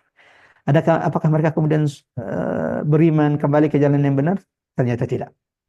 Sudah diberikan fakta, sudah disampaikan kebenarannya, sudah diingatkan akan nikmat karunia Allah. Ternyata mereka tambah ngeyel. Mereka tambah menyombongkan diri. Qalu, mereka mengatakan, ajitana lina'budallaha wahda. Apakah engkau datang kepada kami, wahai Hud, hanya untuk menceramai kami, mengajari kami, mengajak kami untuk menyembah Tuhanmu yang satu itu? Wa nadhara ma kana ya'budu aba'una. Lalu kami meninggalkan Tuhan-Tuhan berhala-berhala yang disembah Tuhan-Tuhan kami. Fa'tina. Ini semakin sombong, semakin ngeyel, dan akhirnya menentang. Akhirnya menantang. Ya, menantang. Fa'tina bima ta'iduna in kunta minas sadiqin. Kalau memang benar, coba segerakan, datangkan azab yang engkau ancamkan kalau memang engkau itu adalah Nabi dan Rasul yang benar. Allahu Akbar. Hati-hati jemaah Allah. Hati yang sombong semakin membutakan kita kepada kebenaran. Jadi kesombongan itu akan membutakan kita kepada kebenaran. Bukan cuma membutakan kepada kebenaran, bahayanya. Kesombongan itu akan membuat orang itu menantang azab Allah. Coba. Kalau memang azab itu ada, neraka itu ada, coba matikan saya. Coba perlihatkan azabnya di mana. Seperti kaum 'Ad. Fa'tina bima ta'iduna in kunta minas sadiqin. Mereka hanya menantang Nabi Hud. Kalau benar engkau Nabi, perlihatkan, segerakan azab Tuhan. La haula wala quwata illa billah. Yang kedua, jemaah-jemaah, ini pelajaran penting dari ayat 70 ini. Ya, mulai dari Rasul pertama yang diutus, Nabi Nuh. Coba perhatikan. Kalau kita buka kisah-kisah mereka, sampai hari ini. Salah satu penghalang orang itu kemudian menerima kebenaran, menerima tauhid, mengesahkan Allah adalah karena mereka lebih mengagungkan, lebih membesarkan nenek moyang mereka daripada kebenaran yang datang dari Allah. Ya, salah satu alasan kami kemudian akhirnya memilih lebih banyak, bukan lagi lebih banyak, akhirnya memilih tinggal di Makassar, khususnya di Bone, meninggalkan Jakarta. Di Jakarta, Masya Allah, guru-guru kita sudah banyak. Sementara di pelosok, di perkampungan ini, terkadang masih sedikit sekali guru-guru. Sementara tradisi-tradisi kesyirikan itu masih begitu banyak. Ya. Orang-orang yang cari pengobatan kepada dukun, waduh, nggak terhitung jumlahnya. Allahu Akbar. Yang masih mempercayai kekeramatan, manfaat yang masih pengaruh daripada batu yang dikeramatkan, pohon yang dikeramatkan, itu masih banyak. Apalagi benda-benda tradisi nenek moyang lah. Allah tidak, ya Islam tidak menafikan tradisi selama tidak bertentangan dengan agama kita. Tapi kalau sudah bertentangan dengan tauhid, la ilaha illallah, maka tidak bisa kita diamkan. Ya, keyakinan ada barang-barang tertentu. Nah, ini banyak di umroh sudah, tapi masih punya di rumah-rumah mereka. Ada istilahnya kelambu-kelambu, ya di kelambu-kelambu kecil diyakini adalah tempat tinggal nenek moyang mereka. Ada waktu-waktu tertentu mereka potong ayam diberikan di samping kelambu tersebut karena katanya nenek moyang mereka. Kalau kita ceramah tentang sholat, kita disuka di sini. Tapi kapan kita mulai menyinggung tradisi-tradisi yang menjerumuskan kepada kesyirikan ini, mereka akan bereaksi biasanya. Masalahnya tidak mungkin itu kita biarkan. Jemaah termotor. Kalau orang itu zina, minum minuman keras, judi, selama mereka tidak mendoakan menyekutukan Allah, ada harapan mereka untuk masuk surga. Tapi yang menyekutukan Allah, tidak ada ampunannya jika mereka mati tidak sempat tobat dari dosa-dosa tersebut. Nah, kita lanjut jemaah termotor. Jadi salah satu sebab kenapa kaum itu menolak dakwah tauhid Nabi Nuh alaihissalam, Nabi Hud, wa nadhara ma kana ya'budu abauna. Apakah kami harus meninggalkan tradisi nenek moyang kami yang sudah dilakukan turun-temurun dan ternyata kami juga kaya, sukses tanpa harus menyembah Tuhanmu. Ini sudah istidraj, namanya la haula wala quwata illa billah. Ketika mendengarkan jawaban tersebut, apa yang dikatakan Nabi Hud? Qala qad waqa 'alaikum min rabbikum rijsun wa ghadab. Ya. Ketika sudah disampaikan bukti-bukti kepada mereka, fakta-fakta kepada mereka, ternyata mereka tetap mengeyel, mereka tetap membantah, bahkan membandingkan Tuhan Nabi Hud dengan Tuhan berhala-berhala mereka. Maka Nabi Hud berkata, sesungguhnya kebencian dan kemurkaan Tuhan akan menimpa kamu. Apakah kamu hendak berbantah-bantah dengan aku tentang nama-nama berhala yang kamu nenek moyangmu menamakannya sendiri? Padahal Allah tidak pernah menurunkan keterangan untuk itu, maka tunggulah. Sesungguhnya aku pun termasuk orang yang menunggu bersama kamu. Jemaah dirahmati Allah, semua berhala. Ya. Itu modelnya sama. Dari berhala pertama, Ustaz, kapan kesyirikan muncul pertama? Kemarin kita sudah sampaikan di tadabbur sebelumnya bahwa 10 abad, 10 generasi manusia itu tidak mengenal kesyirikan. Tidak ada orang yang melakukan kesyirikan. Kapan kesyirikan pertama kali muncul? Kesyirikan pertama kali muncul itu di zaman Nabi Nuh. Sampai hari ini PR terbesar kita adalah kesyirikan yang masih banyak di tengah masyarakat. Nah, yang dijadikan berhala-berhala ini metodenya sama. Mereka yang buat berhala, mereka yang bentuk, mereka yang buat, mereka yang pilih tempat tersebut, mereka yang pilih batu tersebut, mereka yang pilih pohon tersebut, mereka yang pilih kuburan tersebut. Mereka juga yang membuat nama-nama untuk tempat-tempat tersebut. Mereka sendiri yang membuat keyakinan-keyakinan untuk tempat tersebut. Mereka juga yang akhirnya ketakutan-ketakutan tersendiri kalau tidak melakukan tradisi-tradisi mereka. Ya, itu dari dulu sampai hari ini. Allah tidak pernah menurunkan keterangan tentang itu. Ya. Jadi semua kesyirikan itu sama. Mereka yang buat sendiri, mereka yang membuat lelah sendiri. Karena ada tradisi-tradisi waktu-waktu tersebut tertentu mereka harus potong 40 ekor dan itu 40 ekor ayam dan itu harus ayam kampung. Agama kita ini sudah dimudahkan oleh Allah, jangan mempersulit, ya. Jangan mempersulit diri. Ya. Jadi tidak ada orang yang melakukan kesyirikan kecuali mereka yang menyiksa diri mereka sendiri. Mereka yang buat, mereka yang takut sendiri, mereka yang mengeluarkan harta sendiri. Dan masalahnya adalah harta yang mereka keluarkan untuk berhala itu bukan hanya tidak bermanfaat, tapi itu akan menjadi dosa besar yang tidak diampuni di sisi Allah Subhanahu wa taala. Terakhir jemaah rahmat Allah. فَأَنْجَيْنَاهُ وَالَّذِينَ مَعَهُ. Allahu Akbar. Allah itu Maha Kasih, Allah itu Maha Rahman, Allah itu sayang dengan makhluknya, dengan hambanya. Allah tidak mungkin mengadab hambanya tanpa memberikan peringatan kepada mereka. فَأَنْجَيْنَاهُ وَالَّذِينَ مَعَهُ. Allah tidak akan mengadab suatu kaum sampai mengutus Nabi dan Rasul dan bukti-bukti yang nyata kepada mereka. Ya. Allahu Akbar. Tidak ada ceritanya umat dibinasakan tiba-tiba oleh Allah tanpa Allah mengutus Nabi. Kaum Ad, Allah utus Nabi Hud. Satu. Allah berikan bukti-bukti yang nyata kepada Nabi Hud. Nabi Hud menyampaikan bukti-bukti yang nyata tersebut, risalah-risalah tersebut, memberikan nasihat berulang-ulang kepada mereka, dan berulang-ulang pula mereka mendustakan. Setelah itu, ini sunnatullah. Allahu Akbar.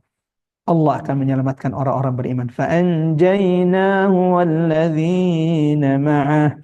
Maka kami selamatkan dia Hud dan orang-orang beriman bersamanya. Birahmatin minna, dengan rahmat dari kami. Allahu Akbar. Ibu-ibu, bapak-bapak yang dirahmati Allah, sering-seringlah minta rahmat Allah. Allahumma ya Rahmanu ya Rahim. Allahumma ya Rahmanu ya Rahim. Irhamna. Allahumma ya Arhamar Rahimin. Irhamna. Kenapa? Ternyata yang menyelamatkan kita dari azab, yang menyelamatkan kita dari neraka, yang memasukkan kita ke dalam surga adalah rahmat Allah. Coba lihat ayat 72 ini. Allah tutup kisah Nabi Hud, kaum Ad. فَأَنْجَيْنَاهُ وَالَّذِينَ مَعَهُ بِرَحْمَةٍ مِنَّا. Kami selamatkan dia Hud dan orang-orang bersamanya dengan rahmat kami. Allahu Akbar. Mintalah rahmat Allah. Karena kalau sudah Allah merahmati kita, Allah pasti akan selamatkan kita dari segala bentuk fitnah. Terlebih Allah selamatkan kita dari siksa neraka. Dan Allah akan masukkan kita ke dalam surga. Ya. Dan dengan rahmat itu, Allah akan ampunkan dosa-dosa kita. وَقَطَعْنَا دَابِرَ الَّذِينَ كَذَّبُوا بِآيَاتِنَا. Dan kami timpakan azab. Kami lenyapkan sampai ke akar-akarnya orang-orang yang mendustakan ayat-ayat kami. Hati-hati. Hati-hati, mendustakan ayat Allah di antara sebab turunnya azab, ya, dari sisi Allah. Kami timpakan azab kepada mereka sampai ke akar-akarnya. Kami lenyapkan mereka sampai ke akar-akarnya. Orang-orang yang mendustakan ayat-ayat kami. وَمَا كَانُوا مُؤْمِنِينَ. Allahu Akbar. Ada begitu banyak pelajaran jamaah rahmat Allah yang Allah berikan kepada kita dari kisah kaum Ad, Nabi Hud alaihissalam. Visi tujuan utama setiap nabi itu sama, sampai kepada Nabi Muhammad, menyuruh manusia kepada la ilaha illallah. Kesabaran orang-orang yang menyuruh kepada jalan Allah Subhanahu wa taala, tidak ada dakwah yang tidak didustakan. Allahu Akbar. Allah itu Maha Sayang. Allah tidak akan mengadab sebuah kaum sampai Allah mengutus nabi dan rasul kepada mereka. Dan pada akhirnya Allah akan menyelamatkan orang-orang beriman, dan orang yang mendustakan agama Allah, mendustakan Nabi dan Rasul, apalagi memusuhi Nabi dan Rasul, mereka akan dilenyapkan Allah sampai kepada akar-akarnya. Mudah-mudahan kisah ini sudah memberikan kita pelajaran. Masya Allah. Tidak disebutkan di sini jemaah rahmatullah seperti apa azab yang Allah timpakan kepada kaum Hud, tapi diceritakan di ayat yang lain. Nah, salah satu azab yang Allah timpakan kepada kaum Hud, kaumnya Nabi Hud, mohon maaf, ya, atau kaum Ad, Allah turunkan satu-satunya kaum yang Allah kirimkan azab kepada mereka, jemaah yang dirahmati Allah, selama 7 malam 8 hari. kaum Nabi Lut saat itu juga ketika mereka diangkat dan dibalik, nggak cukup satu hari, sejenak, sekejap saja mereka habis. Kaum Ad juga begitu. Ketika mereka tiba-tiba mendengarkan suara menggelegar yang tidak pernah mereka dengarkan sebelumnya sekeras itu, yang menghancurkan, mematikan, membuat kepala mereka itu terlepas dari dari badannya. Saat itu juga berbeda dengan kaum Ad. Kaum Ad itu karena kesombongan mereka 7 malam 8 hari Allah datangkan azab kepada mereka, angin yang begitu kencang, lagi dingin, yang menghancurkan dan tidak meninggalkan apa-apa kecuali semuanya diratakan. Sehingga mereka kaum Ad itu yang besar-besar badannya seperti ya pokok-pokok kurma yang sudah lapuk dan terlepas. Allahu Akbar. Di beberapa tafsir disebutkan bagaimana kemudian kepala-kepala mereka terpisah dari badan-badan mereka saking kuatnya angin topan rihan sarsarah yang amat sangat dingin itu yang menimpa mereka berapa lama? 7 malam 8 hari.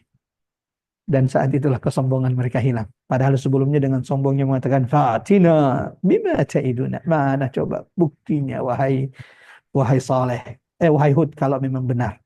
Allahu Akbar. Pada akhirnya orang-orang sombong itu akan terbungkam ketika sudah melihat kebesaran Allah Subhanahu wa taala. Semoga Allah jaga kita semuanya. Semoga kisah ini sudah memberikan peringatan besar bagi kita semuanya. Selanjutnya insya Allah di Rabu berikutnya. Cuman sepertinya Rabu depan qadarullah masya'afal itu bertepatan dengan keberangkatan umroh. Ya, keberangkatan umroh dari Jakarta ke Madinah. Kecuali kalau mau dipindahkan ke Kamis, kita coba cek insya Allah mudah-mudahan Kamis kita bisa melaksanakan tadaburnya. Barakallahu fikum. Kita tutup dengan membaca surah Al-Asr. A'udzubillahi minasyaitonirrajim. Wal 'asr innal insana lafi khusr illa alladzina amanu wa 'amilus shalihat wa tawasaw bil haqqi wa tawasaw bis sabr. Kita tutup dengan doa kafaratul majelis. Subhanakallahumma wa bihamdik asyhadu an la ilaha illa anta nastaghfiruka wa natubu ilaik. Wa sallallahu ala Muhammad wa ala ali Muhammad walhamdulillahi rabbil alamin. Kami serahkan kepada Mbak Ari saat ini. Ya, Makassar sudah mau azan asar. Tafadhal, silakan. Terima kasih Ustadz Umar Maka. Alhamdulillah kita sudah menyelesaikan tadabur untuk ayat 65 sampai ayat 72 ya, yang menjelaskan tentang kisah Nabi Hud. Dan kami buka sesi tanya jawab, mungkin bisa 1 atau 2 pertanyaan ya Pak Ustadz? Bisa. Silakan. Silakan, ada yang ingin bertanya? Silakan Ibu dan Bapak. Suaranya Mbak Ari agak kecil ya? Gimana Ustadz, sudah terdengar? Ya, sudah. Silakan Mbak Ari. Iya, baik, silakan Bapak dan Ibu, kami buka sesi tanya jawab. Bagi yang ingin bertanya bisa langsung unmute atau bisa menuliskan di kolom chat. Sambil menunggu pertanyaan ya Pak Ustadz, jadi ini ada beberapa ayat ya yang diulang-ulang sama persis ya kurang lebih kata-katanya. Jadi tadi ya, jadi yang menentang dakwah itu selalu pemuka-pemuka atau istilahnya pejabat ya, pembesar-pembesar, orang yang berpengaruh baik dari sisi finansialnya, dari sisi jabatan dan kekuasaannya ya Pak Ustadz. Betul. Iya, berarti memang cobaan dalam bentuk kenikmatan atau kenikmatan atau kekayaan atau harta itu justru lebih berat ya, bisa menyebabkan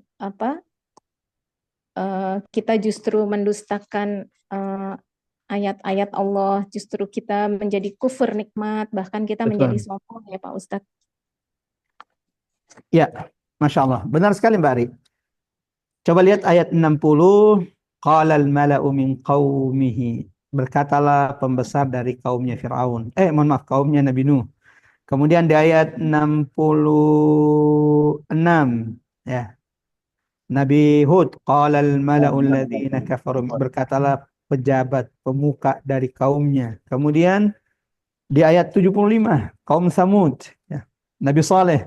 Qalal mala'u alladhina istakbaru min qawmihi. Berkatalah pemuka-pemuka, pejabat-pejabat yang menyombongkan dirinya. Allahu Akbar. Ya, dalam Quran surah Al-Kahfi yang Allah sebutkan bahwa yang menjadi fitnah, ujian bagi umat manusia itu ada beberapa. Satu, agama. Apakah kita istiqomah, teguh di atas agama kita atau tidak? Itu yang pertama. Kesabaran kita untuk ujian kesabaran dalam menjaga iman kita. Yang kedua, dan ini dicontohkan Allah dalam kisah Ashabul Kahfi. 7 pemuda yang mempertahankan agama mereka walau di tengah intimidasi penguasa zalim saat itu. Dan yang selamat dari kesyirikan ya memang 7 anak muda itu. Kenapa spesial betul 7 anak muda ini sehingga diabadikan kisahnya dalam Al-Quran? Idh awal fityatu ilal kahfi. Karena memang satu negeri itu dipaksa murtad, dipaksa melakukan kesyirikan dan semuanya mau. Semuanya ngikut. Kecuali 7 pemuda tersebut. Maka begitu spesial dan Allah kisahkan supaya kita belajar gimana sih rahasianya bisa istiqomah, tidak ikut-ikut melakukan kesyirikan di tengah intimidasi penguasa zalim. Belajar dari kisah Ashabul Kahfi. Yang kedua yang membuat orang itu biasanya terfitnah, ujub, sombong, al-mal. Kalau Allah bukakan harta kepada dia. Salah satu bentuknya, kisahnya, contohnya dalam surah Al-Kahfi adalah pemilik 2 kebun. Ya, pemilik 2 kebun ini ketika dia dikayakan Allah, punya 2 kebun, berisi anggur semuanya yang berbuah, dikelilingi pohon kurma. Ternyata bukan membuat ia kemudian bersyukur, beriman, beribadah, tapi kemudian membuatnya menyombongkan diri. Saking sombongnya tidak percaya dengan hari kiamat. Datang temannya mengingatkan, menasehatinya, malah dilecehkan, dihinakan, direndahkan. Ana aktsaru minka malan wa a'zu nafara. Udahlah, ngacak kali, saya itu lebih banyak pengikut, saya lebih banyak pekerja, saya lebih banyak harta daripada engkau. Kemudian yang ketiga, fitnah ilmu. Ya, ini bahayanya nih. Ya. Salah satu ujian terberat itu adalah ilmu. Jadi jangan dikira orang itu ketika dia berilmu kemudian dia selamat. Orang berilmu itu bahaya. Kalau mereka membenarkan yang salah, maka ada banyak orang yang akan mengikuti kesalahan tersebut. Kalau ia halalkan yang haram, maka ada banyak orang yang melakukan yang haram tersebut. Ujian orang berilmu itu berat. Ya, salah satunya adalah ujub dengan ilmunya. Sehingga dia tidak akan mau mendengarkan dari yang lebih rendah di bawah dia secara gelap dan lain-lainnya lah. Ya. Makanya Allah kisahkan kepada kita kisah Nabi Musa. Segitu hebatnya Nabi Musa, tongkatnya bisa berubah jadi ular, ya, tongkatnya bisa belah lautan, tangannya mengeluarkan cahaya putih, lisannya yang tadinya cadel berubah jadi fasih. Bahkan puncak kehebatan Nabi Musa itu wa kallamallahu Musa taklima. Allah itu berbicara dengan Nabi Musa. Nabi Musa itu bicara dengan Tuhannya. Hebat, kurang hebat apa Nabi Musa? Itu pun masih mau berjalan kaki walau bertahun-tahun demi bertemu dengan sang guru yang jelas di bawah dia, ya, kedudukannya, yaitu Nabi Khidir. Bahkan ulama berbeda pendapat, Khidir itu nabi atau tidak. Ya, oke. Itu sudah berapa tuh? Iman, ujian harta, ujian ilmu. Yang keempat, ujian kekuasaan. Kekuasaan juga merupakan ujian. Contohnya dalam Quran surah Al-Kahfi itu adalah Dzulqarnain yang Allah abadikan. Ya, yang kekuasaannya dari timur dan barat. Wallahu a'lam bishawab. Mudah-mudahan insyaallah Allah jaga kita semuanya. Allah jauhkan kita dari ujub dan kibar dengan nikmat yang Allah karuniakan kepada kita semuanya. Silakan Bari. Kalau memang tidak ada pertanyaan, kita tutup dengan doa dan sampai bertemu insyaallah di pertemuan berikutnya. Baik Ustadz, kita tutup dengan doa. Ya. Sekaligus ini mohon supaya kita semua diberikan nikmat, tidak hanya nikmat sehat walafiat, panjang umur, yang berkah, tapi juga nikmat keistiqomahan tadi ya Pak Ustadz sampai akhir hayat. Insya Allah semuanya husnul khotimah. Sekaligus biasa kita mendoakan untuk saudara-saudara kita yang ada di Palestina ya Pak. Siap. Tafadhol, Pak. Masya Allah. Barakallahu fiik, Mbak Ari. Terima kasih banyak seluruh jamaah pengurus Majelis Taklim Rabbani yang dirahmati Allah. Sampailah kita di akhir majelis, walau majelisnya sudah ditutup dan semoga pahala sudah disempurnakan Allah. Sebagai penutup, mari sama-sama kita sejenak bermunajat. Sebaik-baik doa adalah doa yang dipanjatkan setelah kita beribadah. Kita tidak tahu dari lisan siapa di antara yang hadir di majelis ini pada siang hari ini yang Allah ijabah doa-doa. Silahkan diaminkan, kami akan berdoa. Mudah-mudahan doa-doa kita diijabah oleh Allah. Kita mulai dengan istighfar 3 kali. Astaghfirullahaladzim.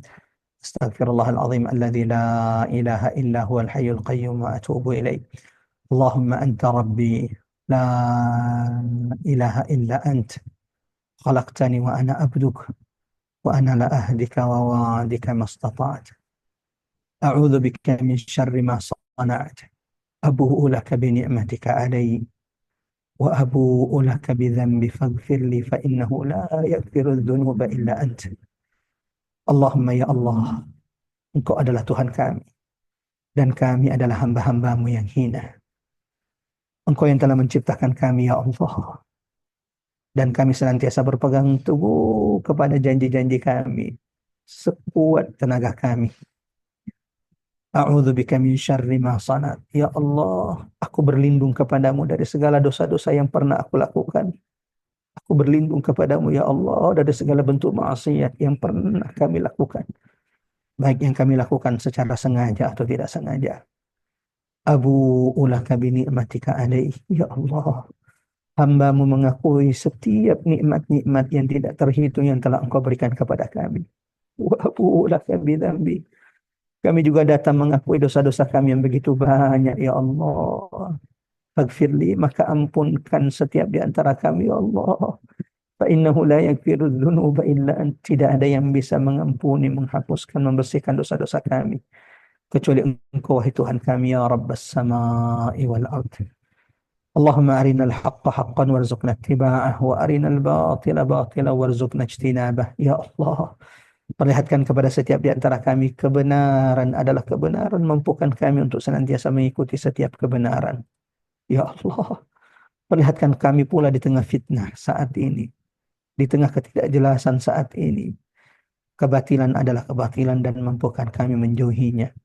Allahumma la tada' fi maqamin hadha dhanban illa ghafart, wala hamman wala ghamman illa farajt, wala maridan illa syafait, wala hajatan min hawaijid dunya illa yassartaha ya arhamar rahimin.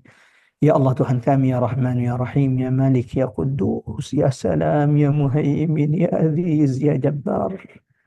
Jangan biarkan kami meninggalkan majelis ini ya Allah kecuali Engkau telah gugurkan dosa-dosa setiap di antara kami. Jangan biarkan kami meninggalkan majelis ini ya Allah kecuali siapapun yang sakit di antara kami, Engkau telah turunkan kesembuhan kepada mereka.